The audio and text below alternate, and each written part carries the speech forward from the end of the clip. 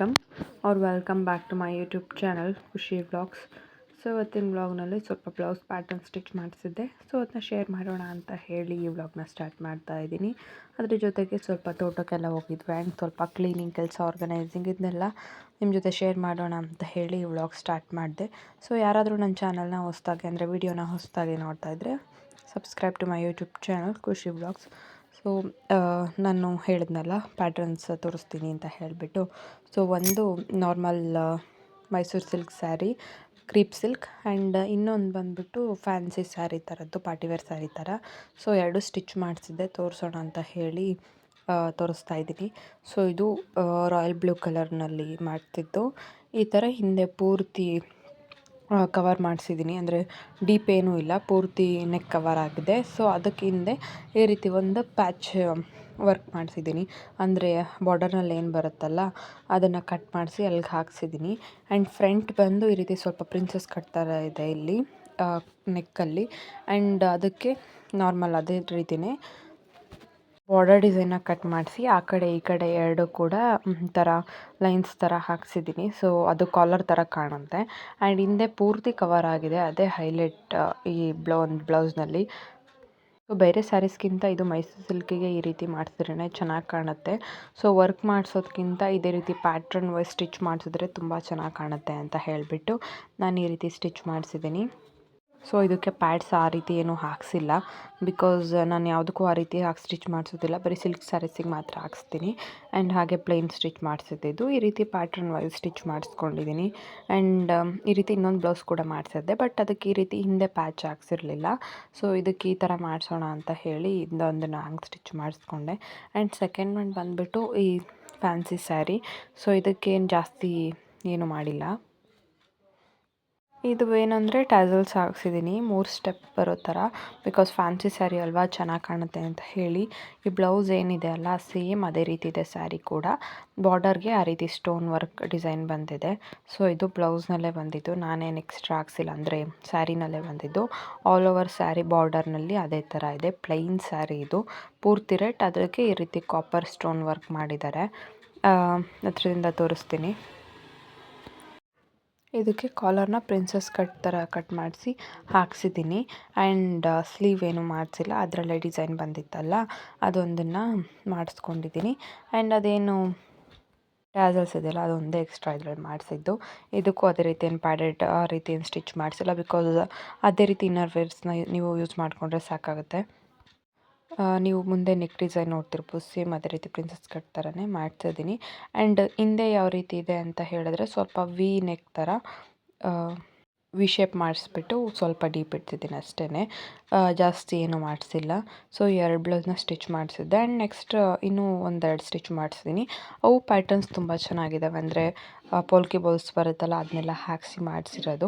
So ಅದನ್ನು share ಮಾಡ್ತೀನಿ ಯಾವ ಥರ ಇದೆ ಅಂತ ಹೇಳಿಬಿಟ್ಟು.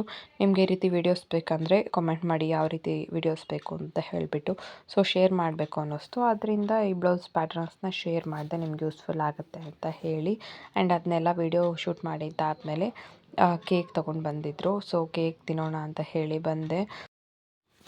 ಸೊ ಈ ರೀತಿ ಏನಾದರೂ ತಿನ್ನಬೇಕು ಅಂದರೆ ಪಾಪು ಮಲ್ಗೋವರೆಗೂ ವೆಯ್ಟ್ ಮಾಡಬೇಕು, ಬಿಕಾಸ್ ಏನಂದರೆ ಅವ್ನು ನನಗೂ ಕೊಡಲಿ ಅಂತ ಕೇಳ್ತಿರ್ತಾನೆ. ಸೊ ಅವ್ನಿಗೆ ಈ ರೀತಿದೆಲ್ಲ ತಿನ್ನಿಸ್ಲಿಕ್ಕೆ ಇಷ್ಟ ಇಲ್ಲ. ಸೊ ಅವನಿಗೆ ಈ ಥರ ಏನಾದರೂ ಎಳ್ನೀರು ಅಥವಾ ಅವನಿಗೆ ಎಳ್ನೀರಿನಲ್ಲಿರೋ ಕಾಯಿ ಅಂದರೆ ತುಂಬ ಇಷ್ಟ. ಸೊ ಅದನ್ನೆಲ್ಲ ಸ್ವಲ್ಪ ಕೊಟ್ಟಿದ್ದೆ. ಸೊ ಅದರಲ್ಲೇ ಎತ್ಕೊಂಡು ಅವನೇ ತಿಂತಾ ಇದ್ದಾನೆ. ಸೊ ಅಂದರೆ ನಾನು ತಿನ್ಸಕ್ಕೆ ಹೋದರೆ ತಿನ್ನೋದಿಲ್ಲ, ಅವನೇ ಕಲೀಲಿಕ್ಕೆ ಟ್ರೈ ಮಾಡ್ತಿದ್ದಾನೆ. ಸೊ ಅವನೇ ತಿನ್ಕೊಳ್ಳಿ ಅಂತ ಹೇಳಿಬಿಟ್ಟು ಕೊಟ್ಟೆ. ಎಳ್ನೀರಂದ್ರೆ ಅಷ್ಟು ಇಷ್ಟ ಅವನಿಗೆ. ಎಳ್ನೀರು ನೋಡಿದ ತಕ್ಷಣ ಇನ್ನು ಅದನ್ನು ಕೊಡೋವರೆಗೂ ಕೇಳ್ತಾನೆ ಇರ್ತಾನೆ. ಸೊ ಅವನಿಗೆ ಅದನ್ನ ಕೊಟ್ಟೆ, 1 ಗ್ಲಾಸಷ್ಟು ನೀರು ಕುಡ್ದ. ಆ್ಯಂಡ್ ಅದ್ರ ಜೊತೆಗೆ ಇವಾಗ ಕಾಯಿ ತಿಂತಾ ಇದ್ದಾನೆ. ಸೊ ಅವನ್ನ ಸ್ವಲ್ಪ ಹೊತ್ತು ಆಟ ಆಡಿಸಿ ಇವಾಗ ಇದ್ದಿದ್ದಲ್ವ, ಇವಾಗ ತಿಂದಿದ್ದಾದಮೇಲೆ ಮತ್ತೆ ಬಟ್ಟೆ ಎಲ್ಲ ಗಲೀಜು ಮಾಡ್ಕೊಳ್ತಾನೆ. ಸ್ನಾನ ಮಾಡಿಸಿ ಮಲಗಿಸ್ಬೇಕು, ಇನ್ನೊಂದು ಸಲ ಮಲ್ಕೊಳ್ತಾನೆ, ಬಿಕಾಸ್ ನಿದ್ದೆ ಸರಿ ಹೋಗಿಲ್ಲ ಅವನಿಗೆ. ಆ್ಯಂಡ್ ಮಧ್ಯಾಹ್ನಕ್ಕೆ ಅಂತ ಹೇಳಿಬಿಟ್ಟು ನಾನ್ ವೆಜ್ ಮಾಡಿದ್ವಿ. ಸೊ ಇವಾಗ ಸಂಜೆಗೂ ಕೂಡ ಇದೇ ಆಗುತ್ತೆ. ಸೊ ನನಗೆ ನಾನ್ ವೆಜ್ ತಿನ್ನೋಕ್ಕೆ ಮನಸ್ಸಿರಲಿಲ್ಲ. ಸೊ ಸ್ವಲ್ಪ ಕಡಲೆ ಬೀಜದ ಚಟ್ನಿ ಮಾಡೋಣ ಅಂತ ಹೇಳಿ ಮಾಡ್ಕೊಳ್ತಾ ಇದ್ದೀನಿ. ಆ್ಯಂಡ್ ಅದ್ರ ಜೊತೆಗೆ ಸ್ವಲ್ಪ ಕ್ಲೀನಿಂಗ್ ಕೆಲಸಗಳಿದ್ದಾವೆ. ಕಿಚನಲ್ಲಿ ಇಟ್ಕೊಂಡಿದ್ದೆಲ್ಲ ಪ್ಲ್ಯಾಂಟ್ಸು, ಇದು ಕೂಡ ನಾನ್ ವೆಜ್ಜೇ. So ಅವ್ರಿಗೆಲ್ರಿಗೂ manage ಆಗುತ್ತದೇ. ಈ ಪ್ಲ್ಯಾಂಟ್ಸ್ನೆಲ್ಲ ಕ್ಲೀನ್ ಮಾಡ್ಕೊಳ್ಬೇಕು. ಬಿಕಾಸ್ ನಾನು ಎಲ್ಲ ಕ್ಲೀನ್ ಮಾಡ್ಕೊಳ್ತಿದ್ದೆ, ಪ್ಲ್ಯಾಂಟ್ಸ್ ನೋಡೇ ಇರಲಿಲ್ಲ ನಾನು. ನೀರಿದ್ವು, ಬಟ್ ಏನಂದರೆ ಮೇಲೆಲ್ಲ ಧೂಳು ಕೂತ್ಬಿಟ್ಟಿದೆ. ಸೊ ಕಿಟಕಿ ಪಕ್ಕನೇ ಇದ್ದಾವೆ ಅವೆಲ್ಲ. ಸೊ ಕಿಟಕಿ ಇಲ್ಲಿ ಓಪನ್ ಇರುತ್ತಲ್ಲ, ಇಲ್ಲಿ ಹೊರಗಡೆ ರೋಡ್ ಇದೆ ಕಿಟಕಿನಲ್ಲಿ. ಆ್ಯಂಡ್ ನಾವು ಈ ಕಡೆ ಸ್ವಲ್ಪ ಸ್ಟೋರೇಜ್ ಸ್ಪೇಸ್ ಥರ ಇದೆ, ಅಂದರೆ ನಮ್ಗೆ ಬೇಡದಿಲ್ಲದ ವಸ್ತುಗಳನ್ನ ಅಲ್ಲಿ ಹಾಕ್ಕೊಳ್ತೀವಲ್ಲ, ಸೊ ಆ ಕಡೆಯಿಂದ ಧೂಳು ಬಂದುಬಿಡುತ್ತೆ. ಸೊ ಕಡಲೆ ಬೀಜ ಎಲ್ಲ ಫ್ರೈ ಆಗೋ ಅಷ್ಟೊತ್ತಿಗೆ ನಾನು ಇವೆಲ್ಲ ಕ್ಲೀನ್ ಮಾಡ್ಕೊಳ್ಳೋಣ ಅಂತ ಹೇಳಿ ತೊಳಿತಾ ಇದ್ದೀನಿ. ಸೊ ವಾಸನ್ನ ತೊಳೆದು ಮತ್ತೆ ಅದಕ್ಕೆ ನೀರು ಹಾಕಿಬಿಟ್ಟು ಎಲೆಗಳನ್ನೆಲ್ಲ ತೊಳ್ಕೊಳ್ತಾ ಇದ್ದೀನಿ. ಸೊ ಮನಿ ಪ್ಲ್ಯಾಂಟ್ ಚೆನ್ನಾಗಿ ಬರಬೇಕು ಅಂದರೆ ಯಾವಾಗಲೂ ನೀರು ಚೇಂಜ್ ಮಾಡಬಾರ್ದು. ಆ್ಯಂಡ್ ಅದ್ರ ಜೊತೆಗೆ ನೀರು ರೀಫಿಲ್ ಮಾಡಬೇಕಾದ್ರೂ ಕೂಡ ಅಷ್ಟೇ, ನೀರು ಚೆಲ್ಲಬಾರ್ದು. ಅದೇ ನೀರು ಜೊತೆಗೆ ರೀಫಿಲ್ ಮಾಡಿಕೊಂಡ್ರೆ ಚೆನ್ನಾಗಿರುತ್ತೆ. ಬಿಕಾಸ್ ಅದು ಒಳಗಡೆ ಎಲ್ಲ ಬೇರು ಬಿಡ್ತಾ ಇರುತ್ತಲ್ಲ, ನಾವು ಯಾವಾಗಲೂ ನೀರು ಚೇಂಜ್ ಮಾಡೋದು ಮಾಡ್ತಾಯಿದ್ರೆ ಚೆನ್ನಾಗಿ ಬರೋದಿಲ್ಲ ಪ್ಲ್ಯಾಂಟ್ಸ್. ಆ್ಯಂಡ್ ಕಿಚನಲ್ಲಿ ಇಡೋದಾದರೆ ಆ ಸ್ಟೌವಿಂದ ಸ್ವಲ್ಪ ದೂರ ಇಡಬೇಕು. ಬಿಕಾಸ್ ಅದು ಬಿಸಿ ಹಬೆ ಏನಿರುತ್ತಲ್ಲ ಅದು ಹೊಡೆದಾಗ ಪ್ಲ್ಯಾಂಟ್ ಸ್ವಲ್ಪ ಡ್ಯಾಮೇಜ್ ಆಗ್ತವೆ, ಎಲೆ ಎಲ್ಲ ಯೆಲ್ಲೋ ಕಲರ್ ಆಗೋದು ಈ ರೀತಿ ಆಗ್ತವೆ.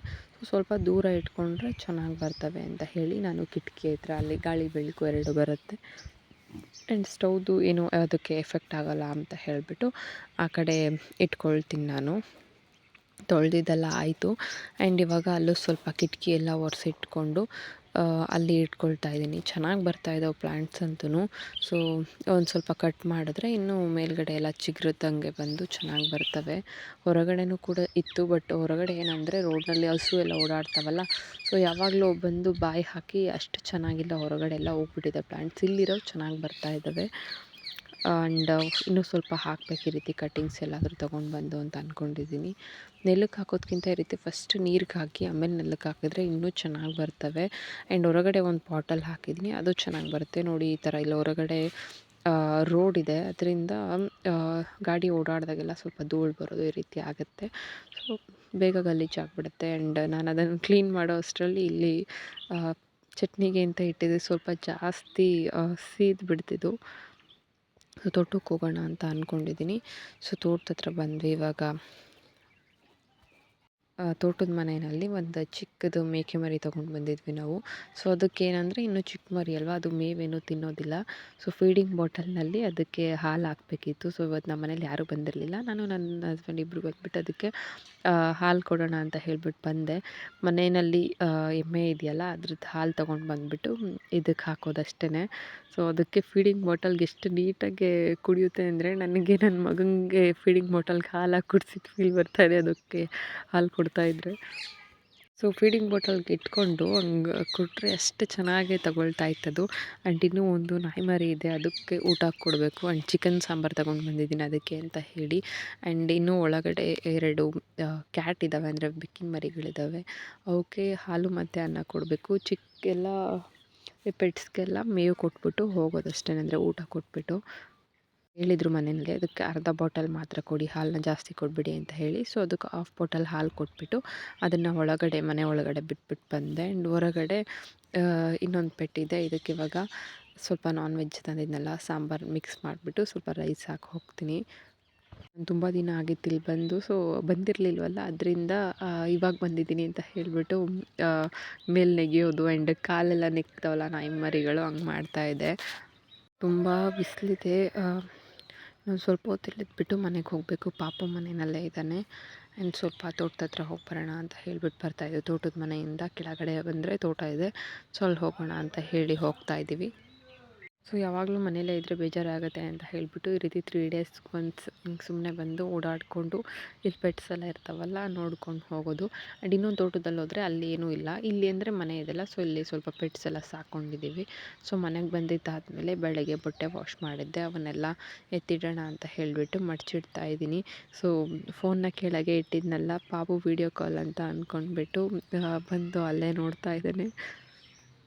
ಸೊ ಅವ್ನಿಗೇನಂದರೆ ನಾನು ಆ ರೀತಿ ಏನಾದರೂ ಇಟ್ಟರೆ ಸಾಕು, ಯಾವಾಗಲೂ ಅಮ್ಮ ಅಪ್ಪ ಎಲ್ಲ ವೀಡಿಯೋ ಕಾಲ್ ಮಾಡ್ತಾರಲ್ಲ, ಅವ್ರು ಕಾಲ್ ಮಾಡಿದ್ದಾರೆ ಅಂತ ಹೇಳ್ಬಿಟ್ಟು ಆ ಕಡೆ ನೋಡ್ಕೊಂಡು ನಗ್ತಾ ಇದ್ದಾನೆ. ಸೊ ಅವ್ನಿಗೇನಂದರೆ ಇವಾಗ ಫೋನ್ ಎತ್ಕೊಳ್ಬೇಕು, ಅದು ಅವ್ನಿಗೆ ಎಟಕ್ತಾ ಇಲ್ಲ ಅಲ್ವಾ, ಅದರಿಂದ ಅಲ್ಲೇ ನಿಂತ್ಕೊಂಡು ನೋಡ್ತಾ ಇದ್ದಾನೆ. ಸೊ ಟ್ರೈ ಮಾಡ್ತಾ ಇದ್ದಾನೆ ಎತ್ಕೊಳ್ಳಿಕ್ಕೆ ಅಂತ ಹೇಳಿ, ಬಟ್ ಸಿಗಲಿಲ್ಲ. ಈ ಬಟ್ಟೆಗಳನ್ನ ಬೆಳಗ್ಗೆ ಒಂದು 2 ಸಲ ಮಡಚಿಟ್ಟೆ, 2 ಸಲನೂ ಬಂದುಬಿಟ್ಟು ಎಲ್ಲ ಎಳೆಯೋದು ಎಸೆಯೋದು ಈ ರೀತಿ ಮಾಡ್ತಾನೆ. ಸೊ ಇವಾಗ ಒಂದು 5 ನಿಮಿಷ ಸುಮ್ಮನೆ ಇದ್ದ. ಸೊ ಅಷ್ಟರಲ್ಲಿ ನಾನು ಎಲ್ಲ ಎತ್ತಿಟ್ಕೊಳ್ಳೋಣ ಅಂತ ಹೇಳಿಬಿಟ್ಟು ಎತ್ತಿಡ್ತಾ ಇದ್ದೀನಿ. ಆ್ಯಂಡ್ ಇನ್ನೂ ಸ್ವಲ್ಪ ಪೂಜೆ ಮಾಡಬೇಕು. ಆ್ಯಂಡ್ ಸಾಂಬಾರು ನಾನ್ ವೆಜ್ ಇದೆಯಲ್ಲ, ಅದಕ್ಕೆ ಸ್ವಲ್ಪ ಅಡುಗೆ ಮಾಡ್ಕೊಳ್ಬೇಕಷ್ಟೇ, ಬೇರೆ ಇನ್ನೇನೂ ಇಲ್ಲ ಕೆಲಸ. ಸೊ ಇದಾದಮೇಲೆ ಅವ್ನಿಗೊಂದು 5 ನಿಮಿಷ ಅಪ್ಪ ಅಮ್ಮಂಗೆ ಫೋನ್ ಮಾಡಿಕೊಟ್ಟೆ. ಸೊ ಆಮೇಲೆ ಸುಮ್ಮನೆ ಆದ. ಅವ್ನಿಗೇನಂದರೆ ಅವ್ರು ವೀಡಿಯೋ ಕಾಲ್ ಮಾಡಿದ್ರೆ ಖುಷಿ ಅವ್ನಿಗೆ, ಫೋನಲ್ಲೆಲ್ಲ ಮಾತಾಡಿಸ್ತಾರಲ್ಲ, ಸೊ ಖುಷಿ ಅವ್ನಿಗೆ ಅವ್ರು ಫೋನ್ ಮಾಡಿದ್ದಾರೆ ಅಂತ ಹೇಳಿ. ಸೊ ರೋಸ್ತಾ ಇದ್ದ, ಅಂದರೆ ಅಳೋದು, ಫೋನ್ ನೋಡಿಬಿಟ್ಟು ಹಿಂಗೆ. ಅಪ್ಪ ಅಮ್ಮಂಗೆ ವೀಡಿಯೋ ಕಾಲ್ ಮಾಡಿಕೊಟ್ಟೆ, ಸುಮ್ಮನೆ ಆದ. ಆ್ಯಂಡ್ ಇವಾಗ ಸ್ವಲ್ಪ ಪೂಜೆ ಮಾಡೋಣ ಅಂತ ಹೇಳಿ ಬಂದಿದ್ದೀನಿ. ಪೂಜೆ ಎಲ್ಲ ಮುಗೀತು. ಆ್ಯಂಡ್ ಪಾಪುಗೇನಂದರೆ ನಾನು ಪೂಜೆ ಮಾಡ್ಬೇಕಾದ್ರೆ ಅವನು ಬರ್ತಾನೆ, ಕುಂಕುಮ ಇಡಿಸ್ಕೊಳ್ಳೋದು, ಪೂಜೆ ಮಾಡೋದು ಈ ರೀತಿ ಎಲ್ಲ ಮಾಡ್ತಾನೆ. ಸೊ ಅವ್ನಿಗೂ ಒಂದು ಗಂಧದ ಕಡ್ಡಿ ಕೊಟ್ಟು ಮಾಡು ಅಂತ ಹೇಳಿಬಿಟ್ಟು ಕೊಟ್ಬಿಟ್ಟು ಕಳಿಸ್ದೆ. ಸೊ ಇದಾಗಿತ್ತು ಇವತ್ತಿನ ವ್ಲಾಗ್ ಇಷ್ಟ ಆಗಿದ್ದರೆ ಒಂದು ಲೈಕ್ ಮಾಡಿ, ಶೇರ್ ಮಾಡಿ, ಕಾಮೆಂಟ್ ಮಾಡಿ. ಯಾವ ರೀತಿ ವ್ಲಾಗ್ಸ್ ಬೇಕು ಅನ್ನೋದು ಕೂಡ ಕಮೆಂಟ್ ಮಾಡಿ. ಡೈಲಿ ವ್ಲಾಗ್ಸ್ ಅಥವಾ ಈ ರೀತಿ ಏನಾದರೂ ಹೊಸದು ತಂದಾಗ ಶೇರ್ ಮಾಡೋದಾಗಲಿ, ಅಥವಾ ಏನಾದರೂ ಪ್ಯಾಟ್ರನ್ಸ್ ಡಿಸೈನ್ಸ್ ಏನಾದರೂ ಸ್ಟಿಚ್ ಮಾಡ್ತಿರ್ತೀನಲ್ಲ ಅದಾಗಲಿ, ಅಥವಾ ಡೈಲಿ ವ್ಲಾಗ್ ಆಗಲಿ, ಯಾವ ರೀತಿ ಬೇಕು ಅನ್ನೋದನ್ನ ಕಮೆಂಟ್ ಮಾಡಿ. ಆ್ಯಂಡ್ ಯಾರೆಲ್ಲ ವಿಡಿಯೋ ನೋಡಿದರೆ thank you for watching my video and subscribe to my YouTube channel Khushi vlogs.